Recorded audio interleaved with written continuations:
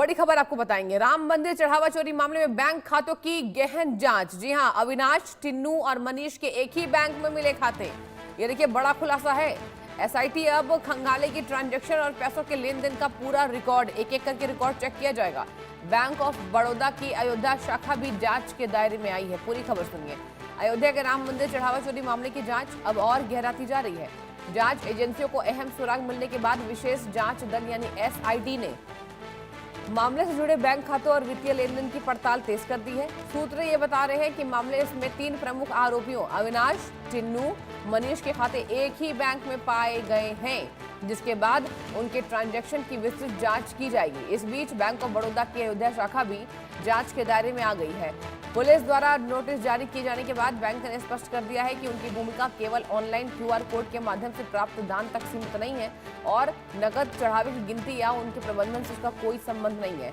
जानकारी के मुताबिक श्री राम जन्मभूमि तीर्थ क्षेत्र ट्रस्ट को मिलने वाले कुल दान का लगभग 10 से 15% हिस्सा बैंक ऑफ बड़ौदा और पंजाब नेशनल बैंक के जरिए प्राप्त होता है, जबकि भारतीय स्टेट बैंक प्रमुख बैंकिंग चैनल को भूमिका निभाता है। अब एसआईटी ये पता लगाने में जुटी है कि कहीं संदिग्ध खातों के जरिए चढ़ावे की रकम का कोई वैध लेन देन तो नहीं हुआ। संवाददाता वर्षा शाही मेरे साथ जुड़ चुकी है ज्यादा जानकारी के साथ। वर्षा, ये बताइए कि बैंक डिटेल्स में क्या क्या आया और आखिर क्यों बैंक की अब जांच तेज हो रही है? देखिए, जिस तरीके से एसआईटी जांच पड़ताल कर रही है, एसआईटी अपनी जांच पड़ताल में एक एक चीज़ों पर मुआयना कर रही है। 8 लोगों की गिरफ्तारी, इन 8 लोगों की प्रॉपर्टी जिस तरीके से लगातार बढ़ी हुई है, उसको लेकर पहले प्रॉपर्टी की जांच पड़ताल और अब बैंकों तक पहुंच चुकी है, क्योंकि एक ही बैंक पर 3 लोगों के खाते बताए जा रहे हैं बैंक ऑफ बड़ौदा के अंदर। और उसी तरीके से अब इस पूरी तरीके से जांच पड़ताल की जा रही है कि आखिर जिस पैसे को उनके घर से बरामद किया गया है, क्या उसके अलावा भी जो पैसे और थे वो कहीं इनके बैंक अकाउंट तक तो नहीं भेजे गए, क्योंकि ये माना जा रहा है कि बैंक अकाउंट में भी जो पैसे आए हैं शायद वो पैसे चंदा चोरी के ही हैं। और तो इसी तरीके से 8 आरोपियों के जितने भी बैंक अकाउंट है उन पर भी एसआईटी की पूरी नज़र है। एसआईटी अपनी तरीके से जांच पड़ताल कर रही है। सबसे बड़ी चीज़ है कि एसआईटी इनकी जांच पड़ताल तो कर ही रही, लेकिन इनके परिवार के सदस्यों के अकाउंट से लेकर प्रॉपर्टी की पूरी जांच कर रही है, जानने की कोशिश कर रही है कि आखिर राम मंदिर बनने के बाद किस तरीके से इनकी प्रॉपर्टी बढ़ी है और किस तरीके से इनके बैंक ट्रांजैक्शन लगातार बढ़ते हुए नजर आ रहे हैं। वर्षा, बिल्कुल आप सही कह रही हो।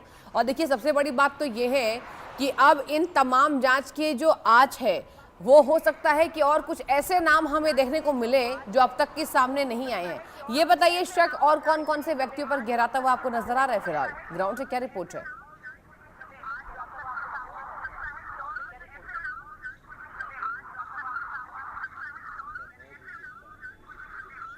देखिए, जिस तरीके से अभी एसआईटी की जांच पड़ताल चल रही है उसमें साफ है कि और नामों पर खुलासा तो होगा, क्योंकि 8 नामों को लेकर चर्चा हुई थी, 8 नामों की गिरफ्तारी हुई। उसके साथ साथ अब जिस तरीके से सभी सदस्यों से पूछताछ की जा रही है और इन 8 आरोपियों से पूछताछ की जा रही है, इसमें कई बड़े नाम खुलते हुए नजर आ रहे हैं। लेकिन इस गिरफ्तारी में एक चीज़ तो साफ है कि जो पारिवारिक सदस्य हैं, जिन लोगों की प्रॉपर्टी लगातार बढ़ी हुई है, उनकी भी एसआईटी पर लगातार जांच पड़ताल चल रही है। और एसआईटी हर तरीके से, हर एंगल से राम मंदिर चंदा चोरी मामले में जांच पड़ताल कर रही है और कई बड़े नामों का खुलासा होगा जब दूसरी जांच रिपोर्ट एसआईटी सरकार को सौंपेगी और उसके साथ साथ कई बड़ी गिरफ्तारियां भी होती हुई नजर आएगी, क्योंकि अभी प्राथमिक जांच रिपोर्ट के बाद इस तरीके की गिरफ्तारी हुई है।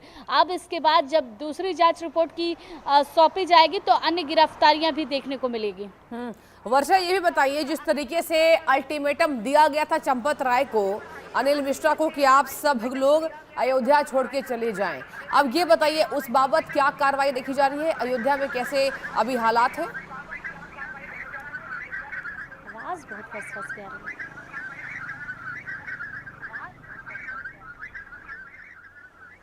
देखिए, चंपत राय को जिस तरीके से अल्टीमेटम दिया गया, चंपत राय को लगातार ये बात कही जा रही है कि अब चंपत राय पूरी तरीके से जो ट्रस्ट के मेंबर के रूप में काम करते थे उससे दूरी बनाने की बात कही गई है। 5 वकीलों की तरफ से ये कह दिया गया है कि 3 दिन के भीतर इन लोगों को अयोध्या छोड़कर जाना होगा। लेकिन अभी जिस तरीके से लगातार ट्रस्ट की 11 जुलाई को बैठक होगी, उसमें ये निर्णय लिया जाएगा कि आखिर कौन जिम्मेदार है, कौन नहीं जिम्मेदार है।